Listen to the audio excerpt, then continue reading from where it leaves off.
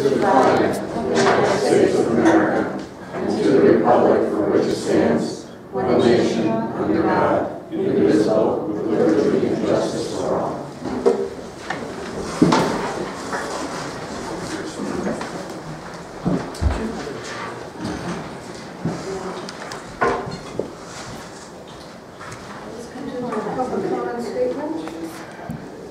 Chatham Town Board appreciates information received from the public during the public comment portion of each meeting, which is also very helpful in the governance of the town.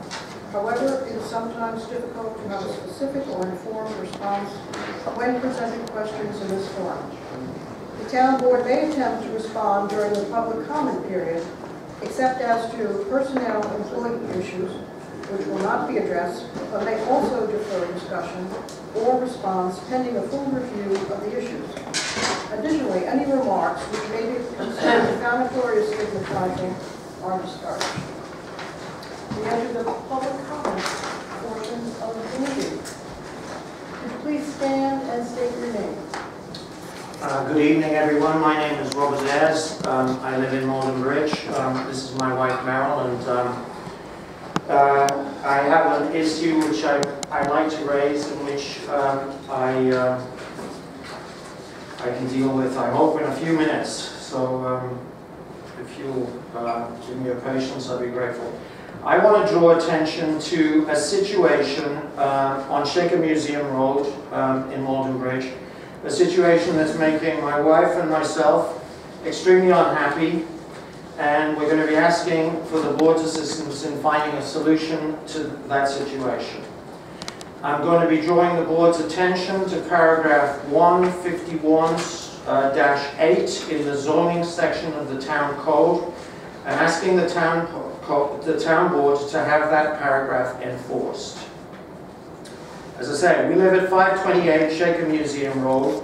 On the adjacent property, which is 532 Chatham Museum Road, there are 2 occupied mobile homes. This is a clear breach of the town code, and my wife and I would like to request simply that the code be enforced. The property, many of you will be aware, is the property immediately south of the what's now the Malden Bridge Community Centre. It used to be the Methodist Church. It used to belong to old David Whittam, where he occupied a rather dilapidated prefabricated house. After his death, the property was registered in the name of his brother Dale Whittam. And early last summer, Dale Whittam arrived on the site in his mobile home. He lived there through last November with his wife Rita and his cat and his dog. He talked about demolishing the prefabricated dwelling and building a house there. Eventually, he actually put the property on the market, and in fact, Meryl and I made an offer on it, which he turned down. We did our very best to be good neighbors. Unfortunately, Mr. and Mrs. Whittam and their extended family have proven themselves anything but good neighbors. I'm sorry, that might be considered defamatory. But I can come back to that and explain what I mean if the board is interested. Mr. Whittam and his wife returned in their mobile home on June 4th of this year. His wife, Rita, told me that she had tired of her life on the road and that she and Dale were going to have a modular house built on the property. She also told me that her brother Steve, which would be shortly arriving on the site in his mobile home. The words she used were to give him something to do, and a few days later he showed up. He lives there with his wife, an adult daughter, and at least 1 dog. He parked his mobile home immediately adjacent to our fence constructed on the property line. The vehicle is 12 feet 4 in height, and it looms way above our garden fence. I have a photograph here for the board if they're interested, to show you what it looks like. That's what our background looks like.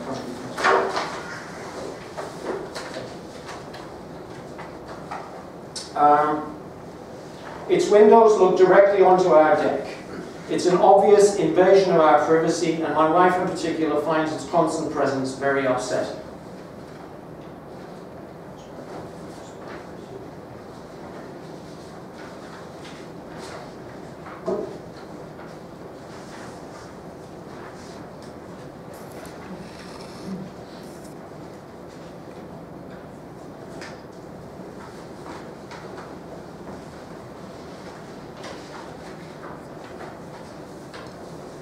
There's a sheet on the bottom. That's just the Oh, that's agenda. the agenda. It's a good looking piece of paper. Sorry about that. Sorry. I immediately asked Dale and Steve if they could find an alternative location on the property. At first they were sympathetic and actually suggested 2 alternative positions, but said they would have to think about it. A couple of days later I asked Steve again, and he told me that Dale would have to decide. A few days after that, I asked Dale again. He simply refused, saying that the ground where he was planning to move Steve's vehicle was too soft and there was a danger that the vehicle might sink into the ground. There was nowhere else on the property where it could be connected to water and electricity. A few days later, in a bizarre situation, my wife asked Steve, who was standing on the top of his mobile home, repairing a hole in the roof, if they could just move his vehicle forward a few feet away from our fence and onto the hardcore drive. Steve ignored my wife. He pretended he couldn't hear her. Of course, it turns out that the excuses about the soft ground were nonsense. When they wanted to move the RV, as they did yesterday, in order to make way for the demolition work that started today, they moved the RV in 5 minutes. We don't know whether they're planning to move it back. But the position of that mobile home is the least of our problems. The property, as many of you will have seen, is an eyesore. This is one of the prettiest little residential corners of Chatham, and these people are treating it like a campground, like something between a tinker's camp and a playground. They virtually live outdoors, they shout to one another from one end of the property to the other. Mr. Whittam rides around on one of those noisy Kubota utility vehicles. Almost every evening they light a campfire. Mr. Whittam bought a truckload of firewood from Jason Bowie a couple of days after he arrived in June. So not only do we have wood smoke blowing into our garden, we also have the noise of the Whittams and their regular guests drinking beer and cracking jokes.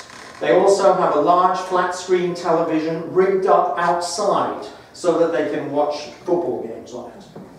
The property is not only crowded with the mobile homes, with cars and trucks, but with the Kubota, with a sit-on tractor mower, all sorts of other equipment. There's a heap of firewood, there are camp chairs and tables, there's a fire pit. People ask me almost every day what on earth is going on there. We decided, as you know, Maria, to ask the town for advice, to discover whether there was anything we could do to solve our problem. It was in the conversations with Jim Quinn, with Kent Pratt, and yourself, Maria, that I found myself reading the town code. Now, I have to apologize, I don't know whether Jim or Kent is here. No. Okay.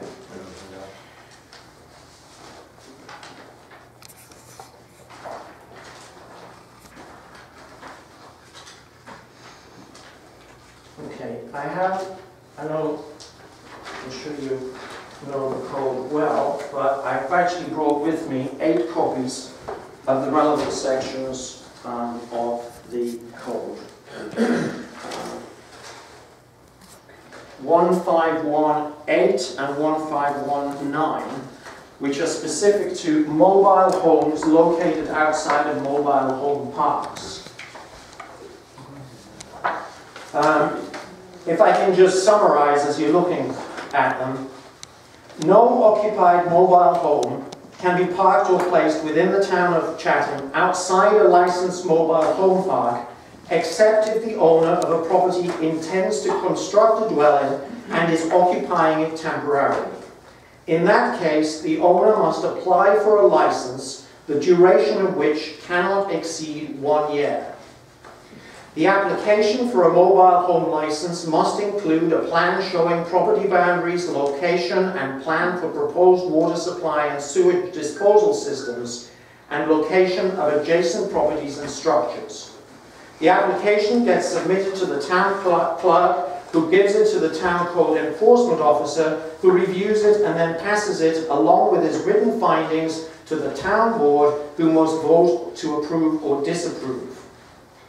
The mobile home must be at least 50 feet from the nearest street or highway and at least 15 feet from an adjacent property line. Only one mobile home can be placed on any parcel of land located outside of a licensed mobile home park. Now, the reason why I'm going into this at such length is that Jim and Kent have told me repeatedly, and probably a dozen times, that there are no violations of the code on the property of 532 Shaker Museum Road. Even when I drew these paragraphs of the code to Jim's attention, he told me in a rather dismissive, actually it wasn't just dismissive, it was rude, a rude email, that none of these applied because the vehicles in question were RVs rather than mobile homes. He even quoted the Webster Dictionary definition of a mobile home to prove his point. Significantly, what he didn't refer to was the town's own carefully worded definition of a mobile home. Again, here are copies for all of you of how the town defines a mobile home. The town defines a mobile home as any vehicle which is designed to be transported on its own wheels or those of another vehicle, which is designed to be used and capable of being used as a detached single-family residence, and which is intended to be occupied as permanent living quarters containing sleeping accommodations, a flush toilet, a tub or shower, kitchen facilities, and plumbing and electrical connections for attachment to outside systems. The vehicles on the property next door to us match that definition in every detail. You'll note that the code defines a mobile home as a vehicle. The two mobile homes next door were transported on their own wheels, precisely as the definition states. They are used, designed to be used, and capable of being used as a detached single-family residence. We discovered, in fact, you can actually buy handbooks about how to do that. So any question that these vehicles are not intended as permanent living accommodation, we can forget about. They are intended to be, and indeed are, being occupied as permanent living quarters, precisely as the definition states.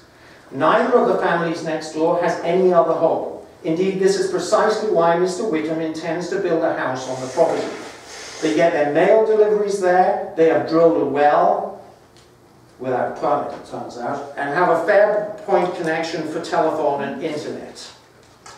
They contain sleeping accommodations, a flush toilet, a tub or shower, kitchen facilities, and plumbing and electrical connections for attachments to outside systems. In researching this aspect of them, I actually was able to print off a copy of the brochure for one of the mobile homes. It's a Winnebago Vectra, which actually has color photographs of all of the details that are mentioned in the town's definition. Thus, in every detail, and without any room for question, the two RVs next door match the town's definition of a mobile home and are thus subject to the town's requirements of mobile homes outside of a mobile home park. However, up until and including 4 o'clock this afternoon, Jim Quinn is unwilling to act. Consequently, Maria has asked that the town's recently appointed land use attorney offer a deliberation, which actually came this afternoon. I got an email from Jim Quinn. It wasn't exactly helpful. Based on the town lawyer's recommendation, no action will be taken against Mr. Whittam. Here's my very simple request to the board. There are several incontrovertible, long-standing breaches of the town's code on the property next door to us. There are 2 mobile homes on that property. Both of them should be removed immediately and permanently. Mr. Whittam has not even applied for a license. And in fact, he could not now be granted a license, as the maximum time that a license can run is 1 year. Mr. Whittam's mobile home was first parked on the property more than a year ago. Even were he to apply for a license now, it would of course have to run retroactively and would therefore already have expired. Please, my wife and I are asking for your immediate help. Having spent the whole of last summer living in his mobile home on the property next door, Mr. Whittam brought it back on June 4th. That's 8 weeks and 5 days ago. It is now exactly 6 weeks today since I first approached Jim Quinn on this matter, and it's now 2 weeks since I first asked you for help, Maria, and since the land use attorney was asked to do something about it, which he still hasn't done, and which I've actually managed to do in 10 minutes. Meanwhile, day by day, the summer is slipping away, and to be frank, it is being ruined for us.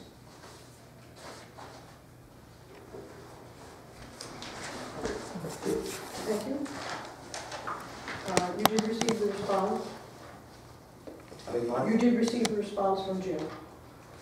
That I just read to you. So there is a process, if you want to get in touch with Jim, there's a process to go through. Maria, I got in touch with Jim 6 weeks ago. We've gotten today, this afternoon, and I think that John has sent you a copy to Sal. I didn't see it, I'll let you know. Of a 12-page opinion from the town attorney. And this is what the town attorney has advised us to do. So there is a process for you to appeal the building department's. I'm sorry, but there's nothing to appeal. There's nothing to appeal. The town is upholding the building departments. The town, I'm sorry, I don't mean to be argumentative, but unless you can explain to me, and I think that after 8 weeks I am at liberty to ask for this to be done now, unless you can explain to me where the fault in my argument is, I don't think you can. I'm not able to do that. I represent the town. And under the advice of our attorney, his advice is to go through the process. I know that you're upset, I know that you're aggravated, but that is what our advice to you is. And that, we can't discuss it.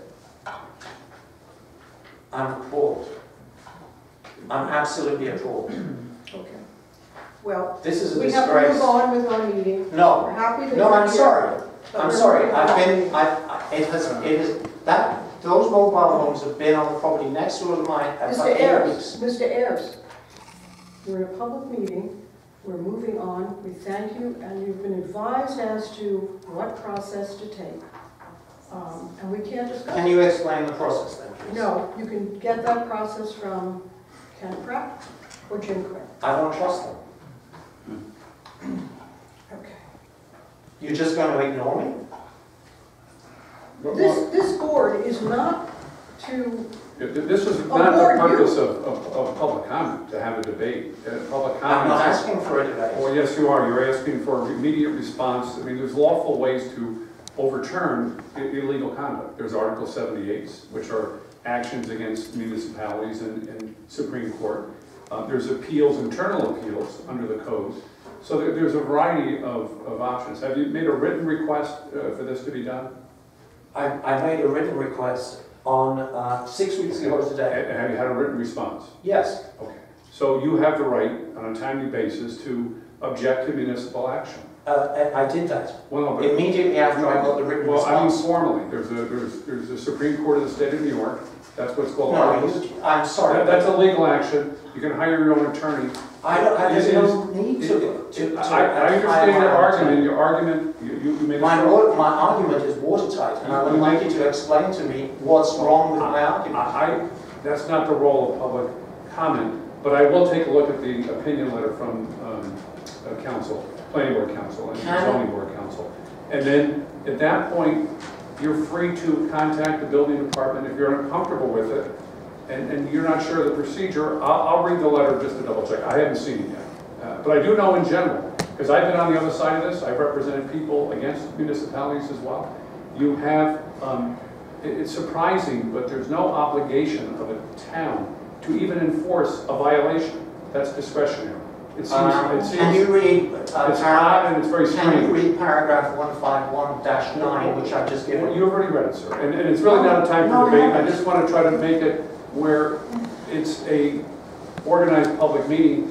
The supervisor has given you the option, and we're really belaboring it. I understand you're frustrated, and you've shown proof of why you're frustrated. You've identified the codes that you feel have not been supported. Well, no, it's obvious. You have presented a strong argument in favor of your position, without question. So the question then becomes, the board has certain rights. The board has to follow the law, the town code. That's exactly what I'm asking you to do. You've requested a certain action, and until an appeal of that action is taken, they don't have jurisdiction. They have the jurisdiction to change the code. They could modify the language. They could clarify the language. That's what a town board does. But at this point, I think it's not counterproductive. You made your point quite well. After this, it's argumentative. And I understand, I can see, and that is a beautiful area. There's no question that this seems unfortunate. To be honest, I'm really not interested in your compliments. All right. This is Well, paragraph I'm trying to be pleasant, so if you don't want that, okay, that would be We pleasant. have to move on to the meeting. The Mr. code Ayers. enforcement officer. Mr. Ayers. Should we call the sheriff or the county? I mean, there's a point where the conduct of a town board should not be interfered with anyone. And if there's a point where he will not stop, I'm going to recommend we call the sheriff or the state police, and we just restore order. It's unfortunate, it's unnecessary, but it's also unnecessary to interrupt the town proceedings when they've asked you politely to move on. And you know, so the politeness has to work both ways, sir, not just one way. Okay, thank you, Sam. Our last, oh, sorry. Sure. Stand up, please, and state your name. My name is Jim Temple, resident of Reed Road. I'm going to sit. Can I sit down now? Thank you. I want to voice my strong disapproval of the action the board took the last meeting in hiring a county policeman to come to the town and enforce the speeding laws that we have here.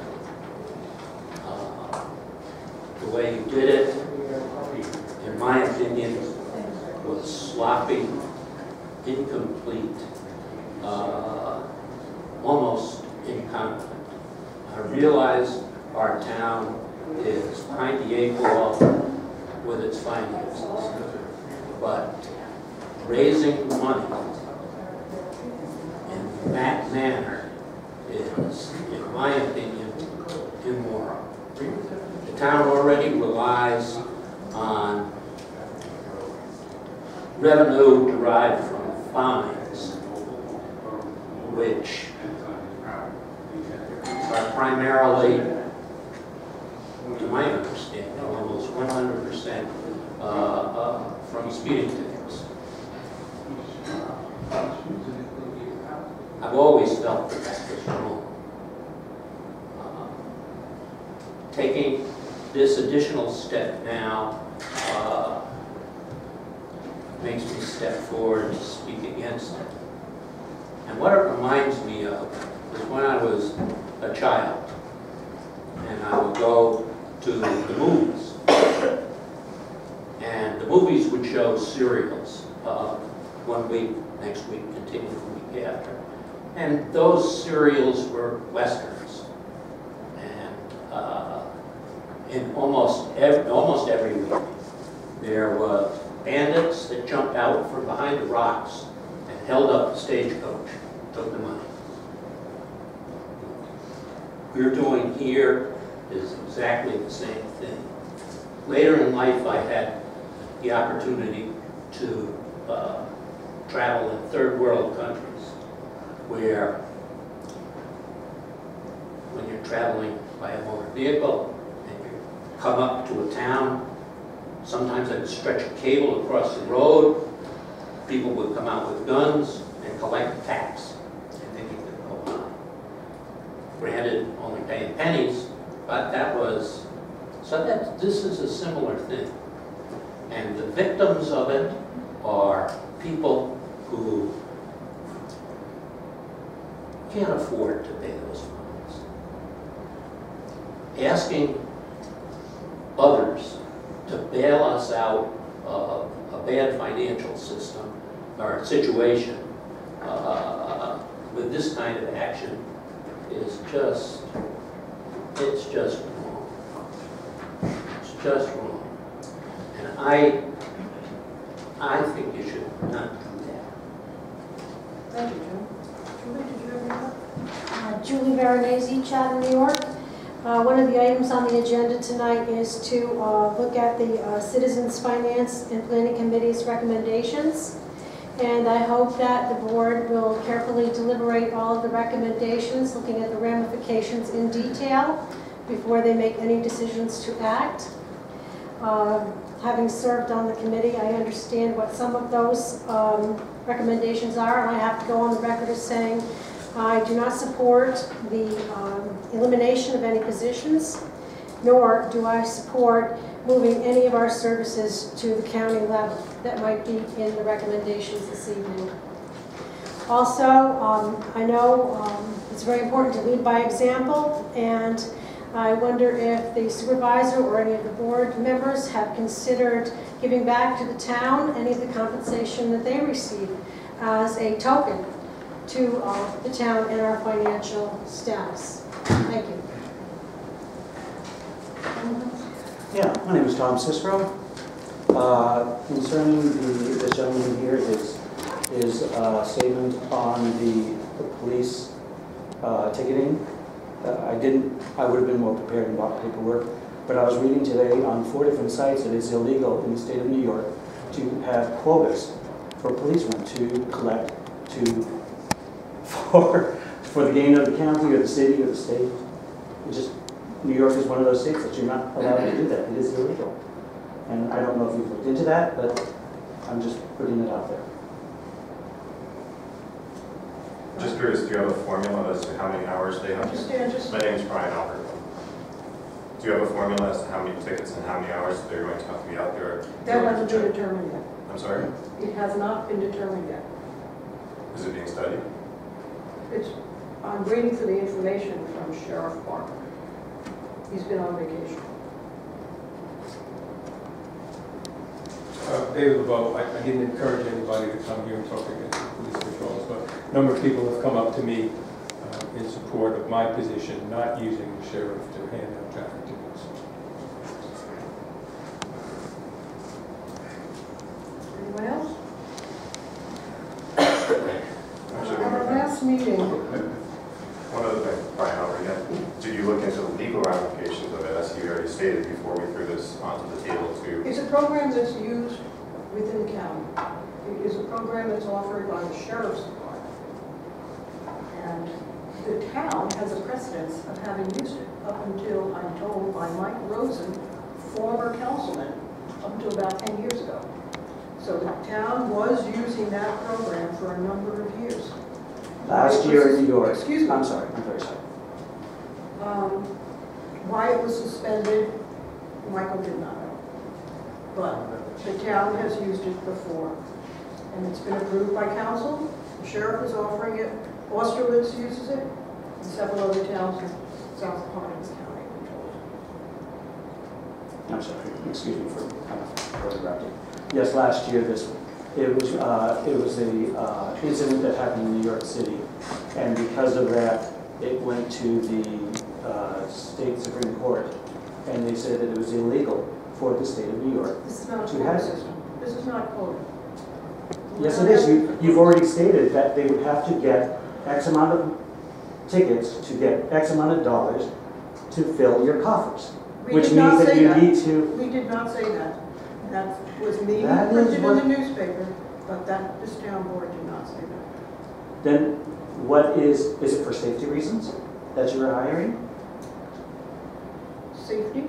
Is it? If we have a presence in the town of a sheriff's car, there will be less break-ins. These are all the things that were pointed out by Sheriff Barker. But it's all on a small route that is heavily just trafficked and not as many residences. I'm sorry? There aren't that many residences, are there, on that stretch? what's your Right. If I may interrupt, I'm JP Hinkle. I'm a resident of Harris Road in Chatham Center. The article in the Chatham Courier, the way it was worded, I don't know what the resolution is. The way the article was worded, it led me to believe that this sheriff's deputy was being hired specifically to raise revenue along the Taconic State Parkway between the Austerlitz and Chatham exits. That is what the They would article be said. deployed there, and they'd also be deployed throughout the town. We have several times a month, we have residents that are complaining about speed issues. And as I cited at the last meeting, Mr. Fanning on 203 and Bunker Hill Road, trying to get the speed reduced on 203. The DOT ruled against it. So if we place a sheriff's car in that vicinity, don't you think it will stop people from speeding over there? And if people are speeding within the town, then they're breaking the law. I agree. I mean, I don't have a problem with hiring a sheriff. Again, what was presented in the article was that this was presented as a way to help close the budget gap. If that is not the case, it's not going to then help very much. we to need close to the clarify. gap. Is there any possibility that it will exacerbate the problem, that this sheriff's deputy will not pay for itself in revenue generated by tickets? Well, it'll be on a trial period to begin with, so we'll reassess it in 6 months. Can I make a comment? I agree with you. I think the article was very unclear about all that was said here. And when I voted on it, I made it clear that I thought it was a way of reducing speeding for people like Mr. Fanning and many other people who have complained about this problem. When you try to get it reduced through the state, I don't know exactly what the formula is, but you get nowhere. When I voted the way I voted on the basis that it would be used in other ways. It would be reviewed in terms of where this person, I didn't say this the first time, but I think it needs to be reviewed in terms of how the person is being used. Is it primarily a way of getting at this issue or not? And does it pay for itself or not? And I don't think we know the answers to those questions yet. And I think the way it was reported and the great way that it was discussed, I think it led to a perception that was incorrect in terms of my thinking about why I was voting in favor of it. I've got to say I agree with John on that. A person is speeding, they're breaking the law, and there are too many people who speed past my house. You know, I presume that this will be an on-duty police officer, and will be following whatever the job description would be for a sheriff's deputy, correct? He uses it. Yeah, so this person will be responding to 911 calls and things like that? Okay. I just would like to I would feel clarify. safer if I knew there was a sheriff's car a mile away, 2 miles away. Yeah.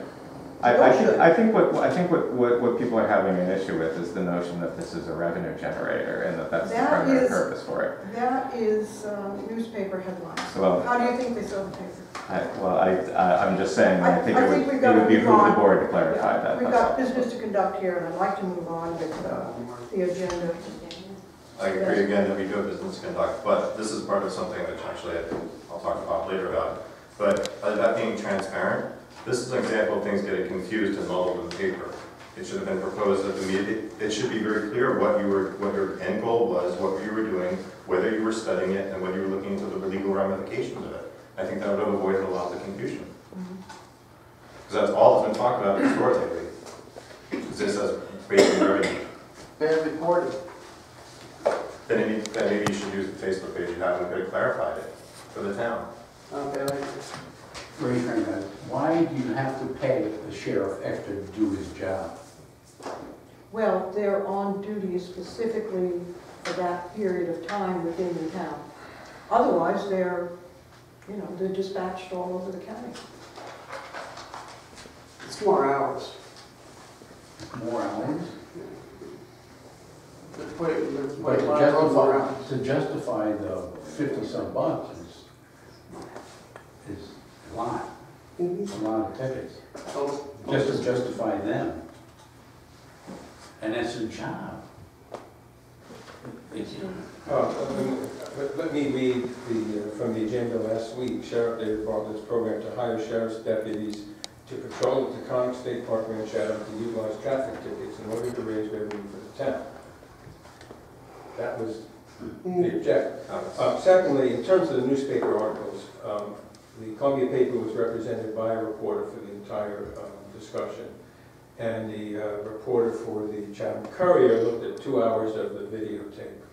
So even though she wasn't here, it had been taped and she looked at the entire thing. So I assume she wrote it the way she saw it. Thank you. Anyone else? Jim, we've got a long meeting. We have a lot of meetings now. Our last meeting, we all reviewed whether, an email from Justice James Gordon Forster and about going to the New York State Magistrates Conference in September of this year. This board rejected his request. Subsequently, he sent us all an email justifying his position and how important it is for Chatham to be represented at this conference, and a lot of the issues that they'll be learning about at the conference are being faced in their everyday court. So you all read the email. I'd like to make a motion that we send James Gordon Forster to the magistrate conference. Second. Any discussion? I'd just like to say that I really feel that his attending this conference is an essential part of his job, particularly with a number of things that are going down in New York State in terms of things like new regulations and laws regarding arraignments, which is fairly arcane, but the people who are at the conference are going to have a lot of input as to how this new law is implemented. And it can really affect our town a lot. And that's what he pointed out in my conversation. Yeah, I just wanted to put that out publicly because I see it not only as essential to his job, but I don't think that we're really losing money in sending them.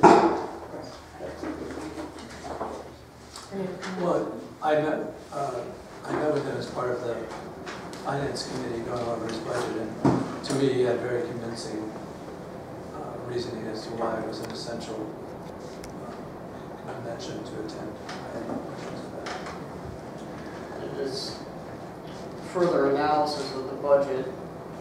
Even if we spend the $500 to send him, it does not put us in any really worse position. There's a lot of monies that are being discovered here and there. Still puts us in a hole, but we can safely do the 500. For him, it's just bad timing. Because just a couple weeks before, we had to approve somebody else for a substantial conference also. So. Got a second one? We have to look to next year, and then conferences next year. All in favor? Aye. Opposed? Motion carried. Okay, the next is a resolution authorizing a public hearing for local law number 1. Two. It's two. Yeah, I can read it. Is it two now? There's one that was heard. Resolution 8116 was adopted on March 17th, and that was the extension of the moratorium. Oh, yes. Okay, this will be number 2. And so, whereas the town board of the town of Chatham is considering a local law to provide for engineering and legal services incurred as part of applications before town boards to be the responsibility of the applicants before said boards. And whereas a public hearing is required before the enactment of said local law, whereas the Columbia County Planning Board reviewed the local law, a proposed local law, determined by letter dated July 20, 2016, that the town board may take action with a simple majority, since the local law did not significantly impact countywide or have countywide impacts. Now therefore be it resolved that the town board of the town of Chatham hereby directs that a public hearing be held by the town board of the town of Chatham on August 18, 2016 at 6:30 p.m. at the town of Chatham Town Hall to hear all interested parties regarding adoption of proposed local law entitled Local Law Number 2 of the year 2016 to amend Section 138-2 of the Town Code of the Town of Chatham relating to the imposition of fees by the Town Board, Planning Board, Zoning Board of Appeals, or any other town board, agency, or permitting authority. And be it further resolved that the town clerk is hereby directed to publish notice of hearing in the official newspaper as designated by the town board, and that copies of said proposed local law are available for review at the town clerk's office. And I had submitted a previous one. County planning had very small changes, so I adopted the changes. One was really a comment. They liked the fact that resolutions are used to set fees as opposed to local laws, so it's less burdensome. And the other one was simply that in one part of the proposed law, we had put town board, zoning board, planning board, and they wanted us to have all three, which was through the body of it, but not in the preamble. The reason for that was we already had it for certain parts, but to have continuity and not to have any misunderstandings, those are the two minor changes that we made. So that would be the local law. We have a hearing and see what people think.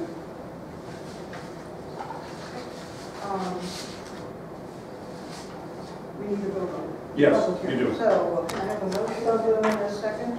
Second. Any discussion? All in favor? Aye. All opposed? Motion carried.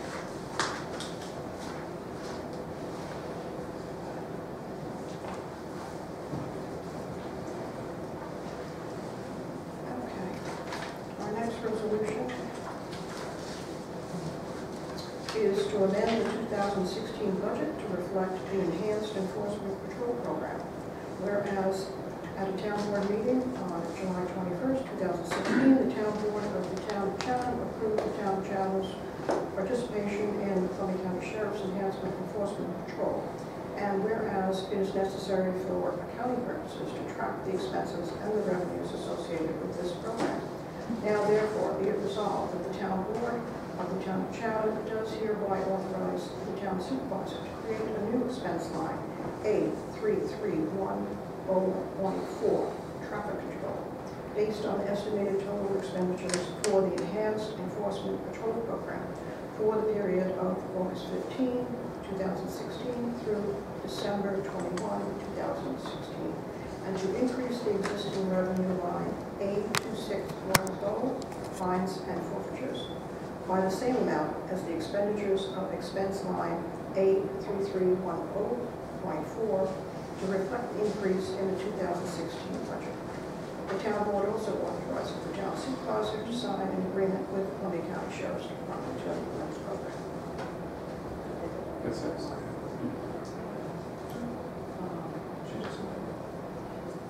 Do I have a motion and a second? I'll move it.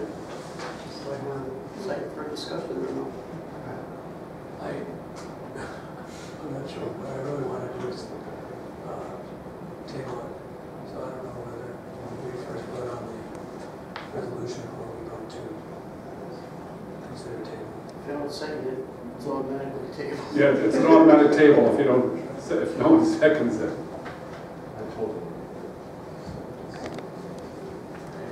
Maria, do you have a copy of that? I think I put it in your mailbox. Do you have an electronic copy? Yep.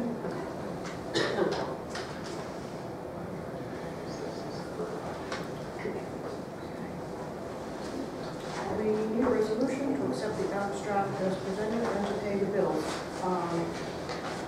Bob and I and Tammy have gone through the July and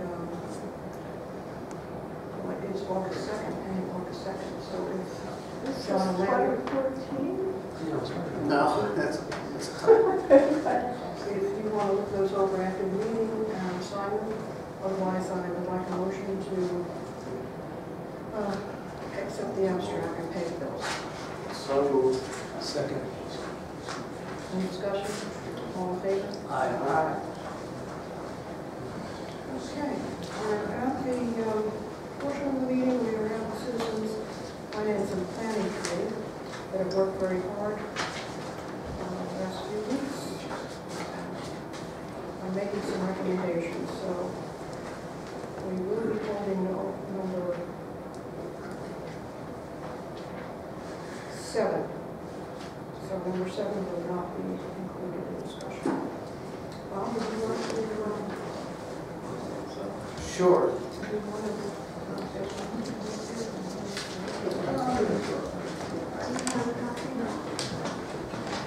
Us. You want a copy, Bob? Is that on the committee? Hey, Tammy, Yes. would you like to make a copy? Of course.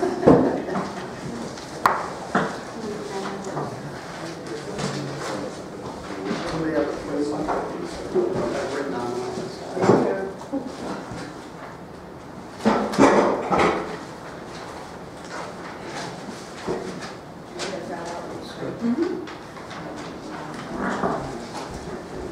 So while she's doing that, first of all, we have several of the committee members here. Julie's here, Michael Richardson's here, Tammy's here. John is on the committee also, David Levaw's here.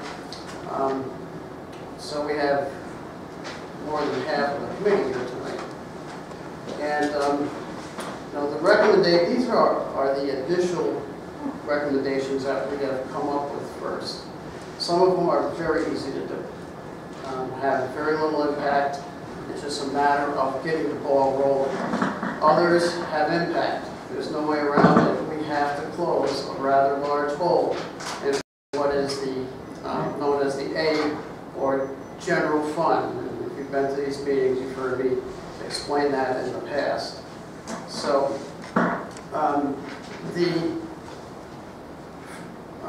and Michael will help me along if I should misstate anything.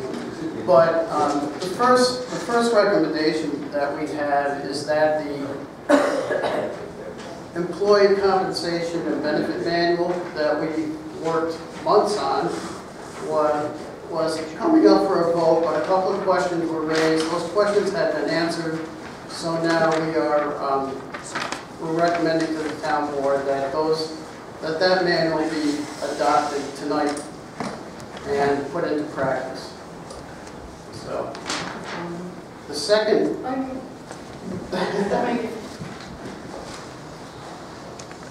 And I don't know if we want to handle these one at a time. Okay. So we should entertain a motion to accept the employee compensation and benefit manual. I have a resolution. Oh, you got a resolution? Excellent. I'll even better. Okay, Town Resolution of August 4, 2016, whereas the Town Board of the Town of Chatham desires to modify and supersede the compensation of the benefits manual that applies to employees based on the recommendations of the Citizen Finance and Planning Committee. Now, upon the motion of Councilman and seconded by Councilperson, it is hereby resolved that the Town Board adopts the attached Town of Chatham Compensation and Benefits Manual. The manual, effective August 4.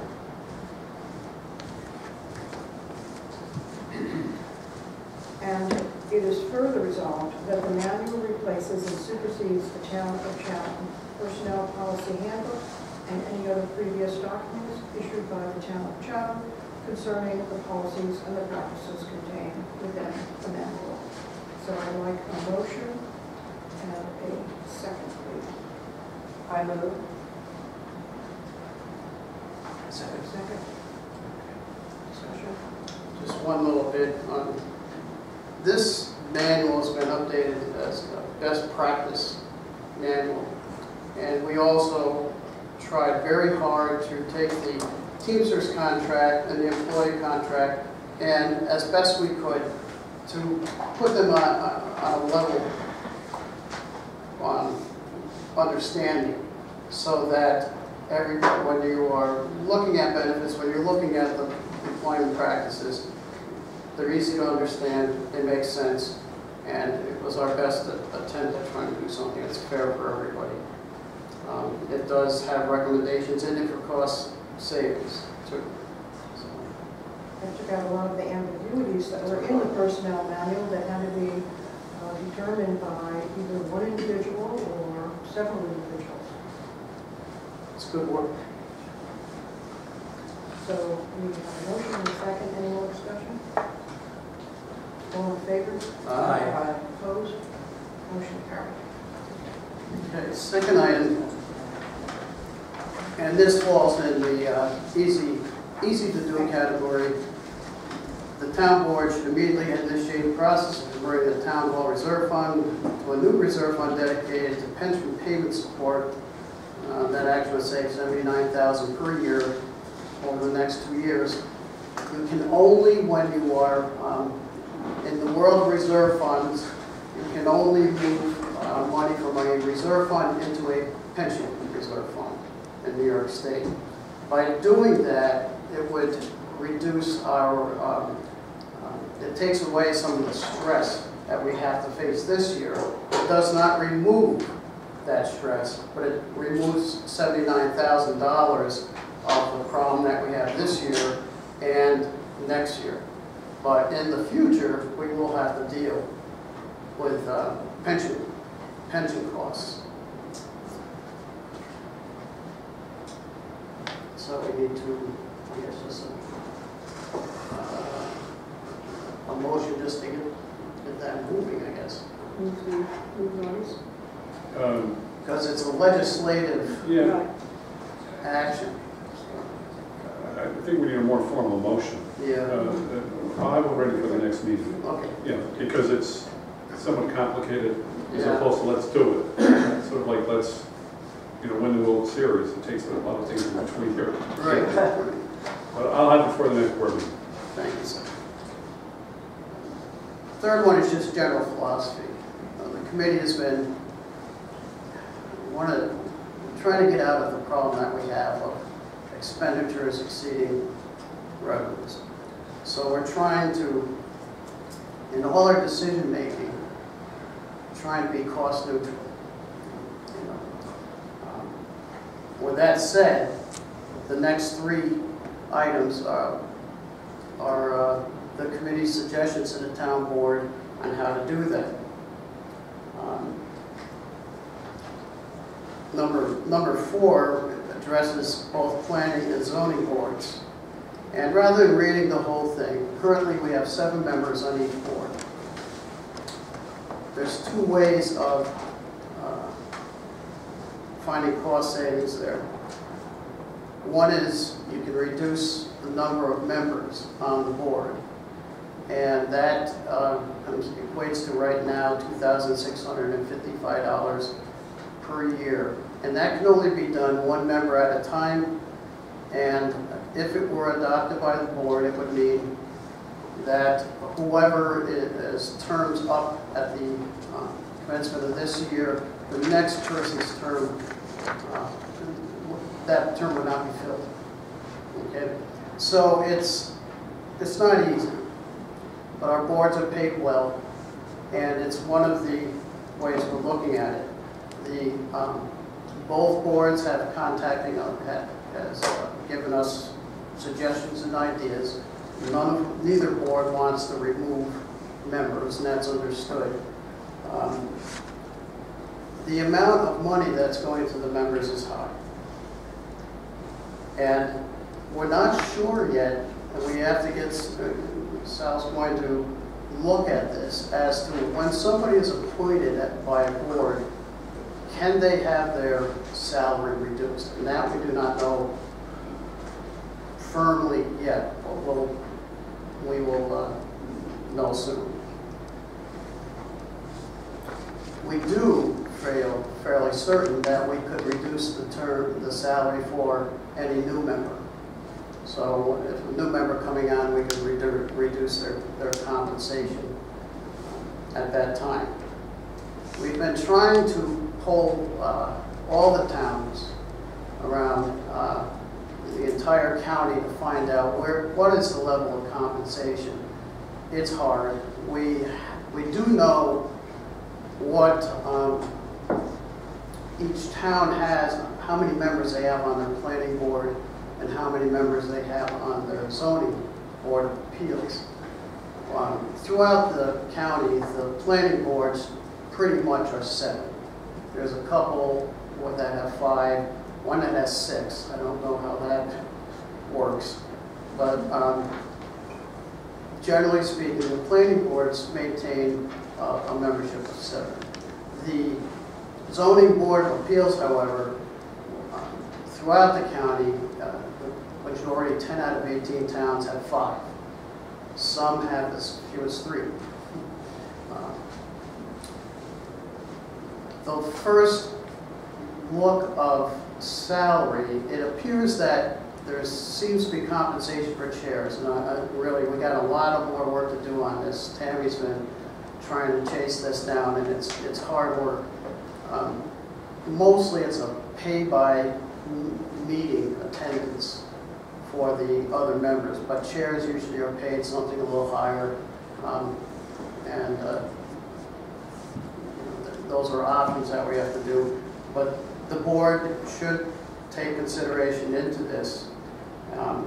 One of the things I didn't put here, and it has been batted around a little bit, is how about the town board? Well, believe it or not, we can't just reduce our salaries. We can volunteer to give our money back. Once you're elected, that's the salary that is set, and it can't be reduced. So, without a new law, right? You have to create a new law to reduce the salaries. So, possibility, but that may come as a further recommendations in the future. So, at this time, this needs a little more study, but it's something the board is going to need to consider strongly. The next one is another one that would be classified as difficult. And you are able, in this county, there is a program known as the County Coordinated Assessing Program. And what that program then does is you have a person, basically the Board of Assessment Review stays on it keeps working. But the county assessment then uses a criteria, some 60-point criteria, to do the assessing. And so, we're looking into that. The savings is fairly substantial because it's a per parcel charge. And so you can see, from our, when we did a county program, and it does mean a layoff of the clerk or the assessor through the end of the year, because the assessment rules are done for the most part, and now the assessor can handle the clerk function through the rest of the year. And I don't know if we want to act on that tonight. Until Henry's on board, or? Okay. And number 6, the town board should consider seeking proposals through the RFP process for building, zoning, and code enforcement as soon as possible. There are private companies now that provide building and code enforcement. Engineering companies, yes. But we don't know, they've had some good results in a couple of the county towns. I think Livingston is one of them. But these engineering companies pick it all up. They take care of the entire code enforcement, answered all the permits, the whole bit, fire inspections, they do it all. Question is how much, and their proposals for each town are different. So we need to find out more, and that's why the committee is asking that the town board put out a request for proposals to see if any of the engineering companies out there that are currently doing it, providing services for Columbia County towns are interested in doing the same for Chatham. It's an information seeking. I would suggest we move to gather that information. I so move. Or a second? Second. Discussion? I think it certainly doesn't hurt to investigate the situation. So doing an RFP process doesn't mean we have to do it, but we need to know what's up.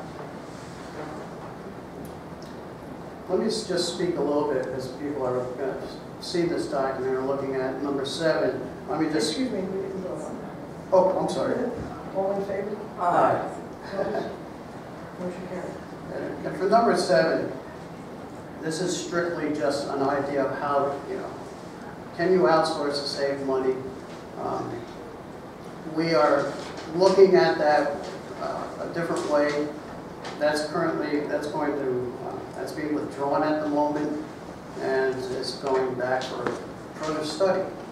Well, we might have an interesting way of accomplishing the same thing without impact to that position. And that's that. And we're coming, let's see, the 15th. We will be back here. We're meeting with Michael Pucci to discuss where the information that we are bringing back from all the department heads, and also he is going to give a little lesson on the parts of the budget to the committee. It's open to the public if anybody wishes to come. 7 o'clock. I'd like to say, that's just for the committee, that's correct? We can make it a special meeting. Well, I mean, is it going to be in the evening? Yes. Okay, no, I would like it to be a special meeting so that all of the board can attend.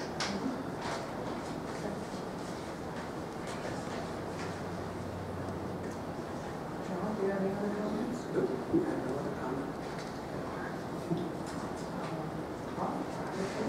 I'm done. If that's a special meeting, you're going to authorize the clerk to publish notice of the meeting? Yes.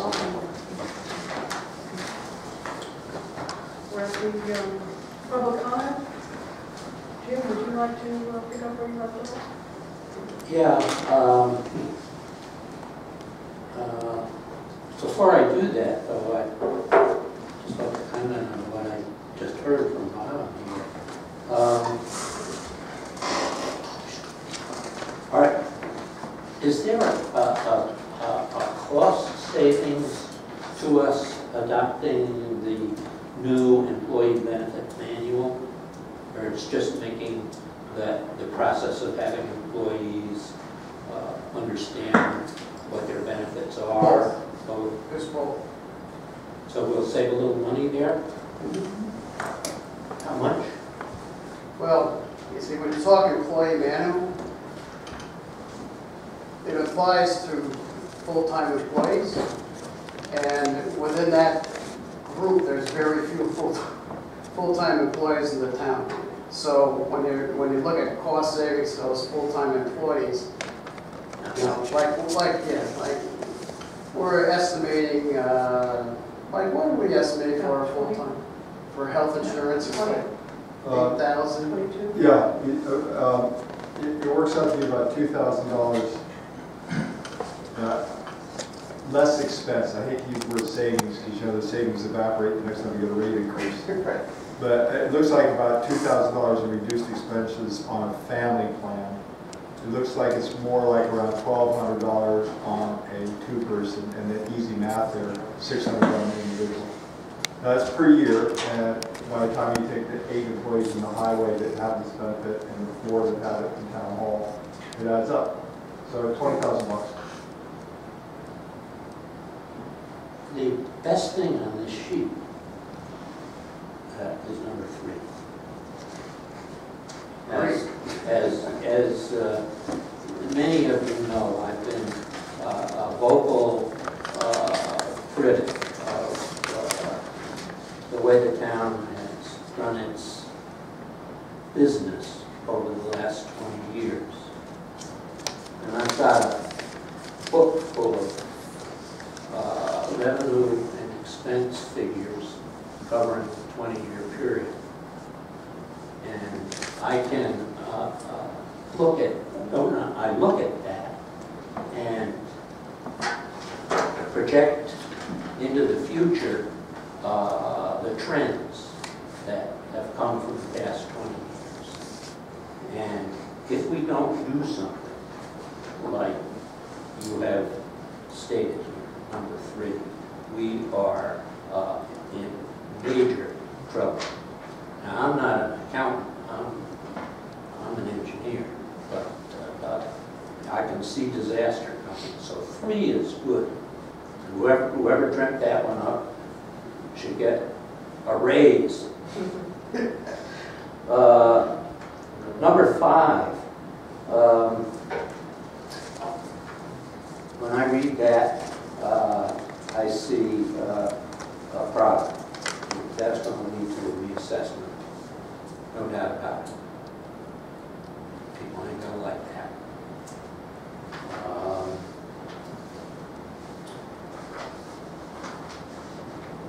Number 6, if we had that company or consultant, whatever comes from the RFP, would that have prevented the fellow behind me? Would that have prevented his problem? No, lousy code, improving the code would prevent that problem. Okay. So I want to go back to my original problem, which is the deputies and fines.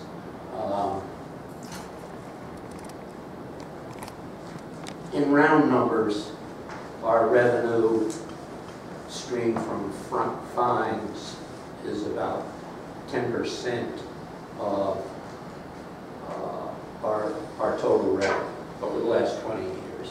Currently, it's probably around 5%.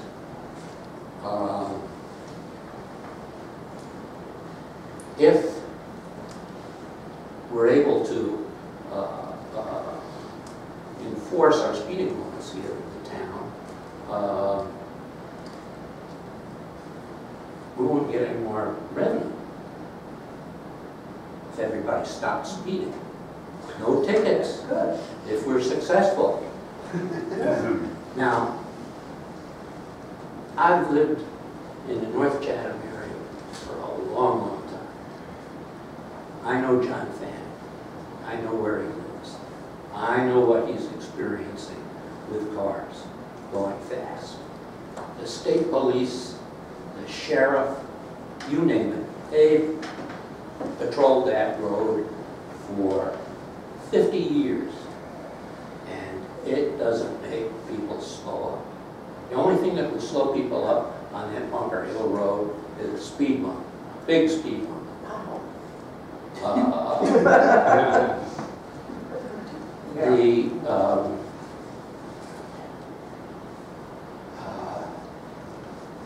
Being successful in policing our roads for speeders, you're banging your head against the stone wall. How many of you drive on the Taconic Parkway? Anybody here drive on the Taconic? How many of you drive it at the speed limit? Well, I do. I do. And most people don't. The part of the parkway that runs through our town, that's a go faster place. You don't want to go fast at dusk or in the deer riding season. You're going to get killed. You're on tape, Jim. That's hard, right? What can they do to me? We're gonna,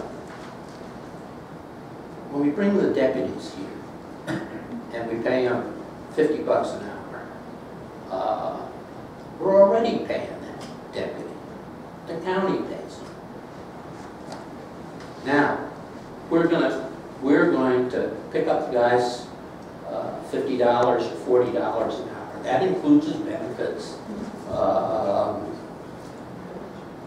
But he's going to work, let's say he works here, his 40-hour week, he puts in 20 hours here. Now he goes back, he's got 20 hours in the books. Chatham paid for it. He's got 20 hours coming from the county. He works that. He's at the front of the line for overtime. We got to pay his overtime. Well, with our county taxes, we're paying twice here when we do that. That's a boneheaded thing.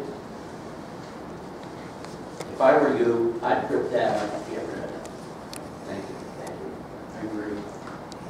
Any other comments? Yes.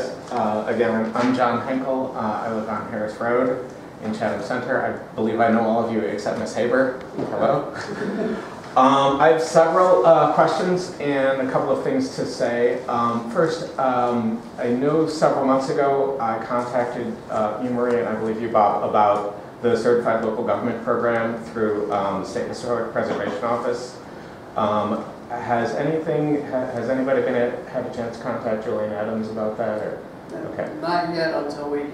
I just want to. Okay. I just want to bring it up again because it's an opportunity for us to implement our comprehensive plan with free consulting, rather than paying a lot of money to have to hire in a consultant. And I think it would be worthwhile for the town to know whether or not we can anticipate some savings there.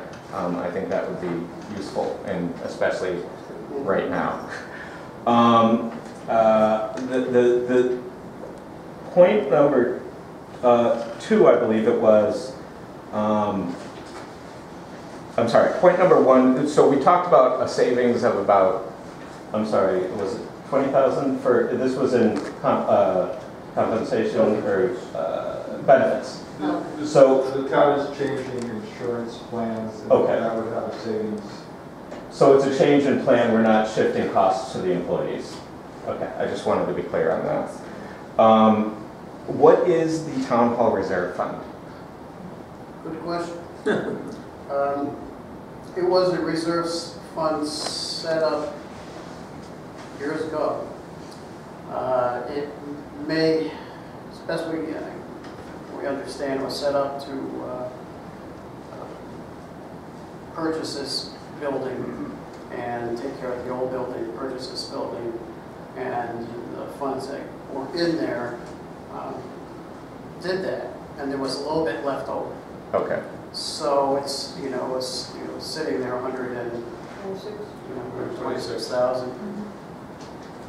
So it does offer the opportunity to use it other ways, but the only other way to use it is pension. What is it possible that that was set to deal with unexpected expenses to this facility, or I just want to make sure we're not spending money that suddenly in 2 years we're going to wish we hadn't spent. I'm just curious. I don't know what the purpose is. One of the, we don't know. Okay. Unfortunately, it was, and the accountants are the ones who have identified it as a reserve fund, and that is a specific term. When we call something a reserve fund, what you are basically handcuffing those funds to only be used for that. So if you have a capital reserve fund and you set it up to build a new building, so any money that goes in there can only be used for that building. I see. It's done with a resolution and it spells it right out, but that never really happened years ago. So we don't know exactly what it is, so we have to be conservative in our approach and say it was for that, you know. But that has been discussed, David. Okay. And obviously, number 4, I have some concerns about, as a member of the Zoning Board of Appeals, I can tell you that when Chairman Everett contacted me about reducing costs, my immediate reaction was cut our salaries. And I believe that was everybody's reaction. Honestly, when I joined the board something like 11 years ago, I was pleasantly surprised that first December when I got a check. I didn't even know it was a paid position. I will say that I think that there is tremendous value to the entire community to having 7 members on the board, if for no other reason than it is 7 distinct points of view. As I'm sure you all know, zoning board issues can be contentious. There are many opposing points of view. There are many views across the community, and I really feel as a member of the board that having 7 people to really chew through the ideas has tremendous value to the community. Knowing that very often our cases result in somebody who is happy and somebody who is not happy, I think that we need to make sure that we are clear to the community that we are doing everything we possibly can to mitigate and resolve those issues as equitably as possible. Again, I think that having 7 points of view has tremendous value there. I also, again, I just would like to say that I think that that has a really great value. I don't have a problem with cutting salaries. I'm a little concerned about the notion of pay per service. This year has been, as I said, I've been on this board for something like 11 years. This year has been very unusual in that we have had so few meetings. I am concerned about the perception that members of a town board have a financial stake in drawing out a process. For example, I certainly would never do it, but I would not want anyone to accuse me of suggesting that we push something to another meeting so that I get paid for another meeting. Just in the interest of protecting our board members, I think that's a risky thing to do. It is not likely to generate a tremendous amount of savings. If you want to cut that amount of savings, I would go down to 10 meetings a year or something like that. Typically, we do actually end up having about 10 meetings a year in my experience. Usually once a year we don't have an agenda item, and usually we merge the November and December because of Christmas. But I think it's opening up the board to criticism if they have a financial stake in prolonging a process. We have been accused in the past of dragging things on too long when in fact we're being thorough. But perception is a concern. Thanks. I will say that the assessment program, I did live in a town that did this, and my concern about it is only that it tends to generate, easier to generate very sort of formulaic assessments that have no relationship whatsoever to the actual community. I lived in a town in which I went to do the appeal, and I saw my entire block sitting outside the assessor's office, and they had put in some sort of a formula, and the explanation we were given was houses in your neighborhood have tended to be assessed low. That was their entire reason for raising our assessments something like 40%. Just exercise caution is all I'm saying. I certainly understand a town this size, it's hard to justify a full-time position. But let's make sure that we are not creating more work on the appeal side in the interest of saving money at the front end. That's all I have. Thank you. Hi, I'm Marilyn Collin. I'm planning board chairman, and I would like to encourage the board to really think hard and fast before cutting positions.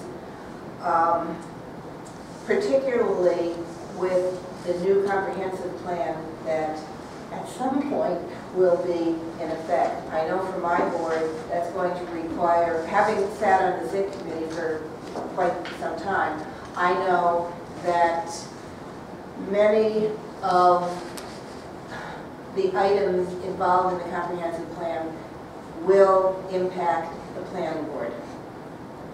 It won't just be business site plans. There will be many generated through residential.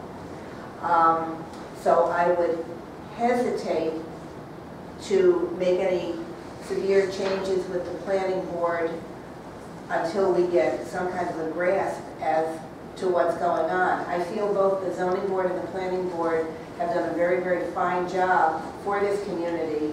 I've been involved with both boards since 2000, and I couldn't be prouder of being involved with such a fine group of people who truly, truly have the best interests of the town at heart. And to speak to what JP just said about dragging things on, I'm a little concerned, and we haven't had an opportunity. Like JP, this is a very unusual year for the planning board. I think that we've missed 3 meetings this year, which is, I mean, we're only August. I'm not sure why this is happening. But I do think that we have to be very, very careful about any changes that we make at this time so that we can get things going in place before doing anything really, really serious. Thank you. Cindy Bobsing, Old Chatham. I want to just reference your question and comment about the assessment. I am very concerned about, well, I guess I have a question. As I understood it, the County Board of Assessment would do assessments in a formulaic way.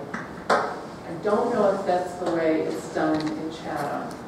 And I'm worried that we somehow lose the more individualized town of Chatham approach. That's number one. It feels like it can't be the same. And I'm worried about handing it over to the county just because it feels like we lose control. Number one. Would you like to address that? Well, all I can say is it's supposed to be done by formula. You know, I can recall another municipality not so far away from here one time said, oh, we like to keep it at home because we can take care of our own. It's not supposed to be that way. I mean, it's based on measurements, height, number of bathrooms. And you know, I don't mean to sound cold and bureaucratic, but it's supposed to be based on a formula way. And where you get back to grassroots is called your Board of Assessment Review. That's where it all lies. That's my comment. Okay. Well, then the second comment I have in terms of just local employment is, has the board considered offering the current assessor a per parcel fee instead of giving, I don't know if he's a full-time employee or if he has benefits? Sorry about the interruption. There are, I think I count correctly, 8 options, and that's not one of them. Oh, because? Well, by law or something? Yeah, because yeah, by law. And again, sometimes laws aren't supposed to make sense. Maybe they are, but they don't. In this situation, the real property people up in Albany, they have provisions for how the assessment can be done. And back in the old day, we used to have a board of assessors, and they were elected. And then there were, we had the opportunity to go to sole assessor, and I think, Sal, do you know anybody that hasn't gone to sole assessor? I mean, no, in Grafton, where I'm also town attorney, they went from 3 to 1, and so, and one person has a salary and there's a length of time. So you can't mix and match. Unfortunately, you have to, if you're going to go to a modified system, you need to go through the county. It's kind of interesting here because... Or two towns could go together and get their own coordinated system, but that's more rare. Usually, if you're going to do this, you do it through the county. And the county has experience, and they have criteria, and they're supposed to use fair market value. So fair market value is a little fuzzy. It's a range. It's not necessarily, you know, an absolute number.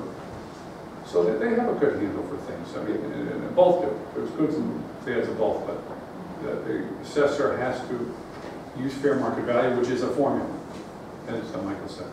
There's 2 counties right now in New York State that they do all their towns. I forget the other one. I think it's kind of Tompkins County where Ithaca is. They do all their towns in Lucas County. And then the rest of the towns is kind of spotty. Again, a lot of people here know me, some don't. Over the years, I think I counted up over 200 municipalities I work with in the county, in the state. Right now, I work with about 30. But I do a lot of work in Ulster County. I think I have 8 active clients right now, and none of them go to the county, but all of them are sharing with another town. So some of it's just what's happening in that area. Like again, you've got the Central New York, they go in California. But again, I think the key part of it is that your board of assessment review needs to be good, solid people that understand the nuances that make something different than something else, knows how to look at comparables, and gets damn good training. And there are programs through the state board for real property people. So that's what's key. Make that strong. Who's got the tape measure? It really doesn't matter. Thank you. Any other comments? Just one thing, it would be more human if names were put down when you're talking about eliminating planning board members and zoning board of appeal members, whose term will be up, and Not put on the website. no, I don't think we're talking about individuals, we're talking about positions. you're talking about planning, you're talking about reducing the board size from 7 to 5. So when the next term comes up and we're planning on going to 5, that there's a human being in that spot. Who is it? Now, we could all go to the website, the town's website, and look up whose term it is, but most people don't do that. They need to be more spoon-fed. I can tell you that the zoning board, the person whose term is up at the end of this year is David Everett. I know. Okay. I would also actually like to add one other comment on the speed enforcement issue. There have been a number of studies done, and I just happened to look at this because I'm a teacher and we were looking at the most effective forms of feedback. The most effective way of reducing speed, if you're truly concerned about safety and reducing speed, the most effective method is the roadside, this is your speed signs that immediately give people feedback and say, this is what you're doing. And hopefully their conscience kicks in. But that's, if we're truly concerned about safety, that is the most effective way to get people to reduce. I'm sorry? And we employ 2 of them in town, all around town. Okay. You mean the permanent ones, like you see in Nassau? He's talking about the illuminated sign. Yeah. No, but Nassau, actually, when the village in Nassau, there's a permanent sign. And actually, the permanent ones lose effectiveness because people start to ignore them as they pass them frequently. Not Nassau. As some, you know, I mean, people speed on my road, but I don't believe that any trooper is ever, or any sheriff is ever going to drive down my road and try to enforce people. And if they did once in 10 years, that would do nothing to alter behavior. Again, if we're really concerned about safety in town, and I am, I think that we need to look at all of the ways to do it. Any other comments? Any more comments?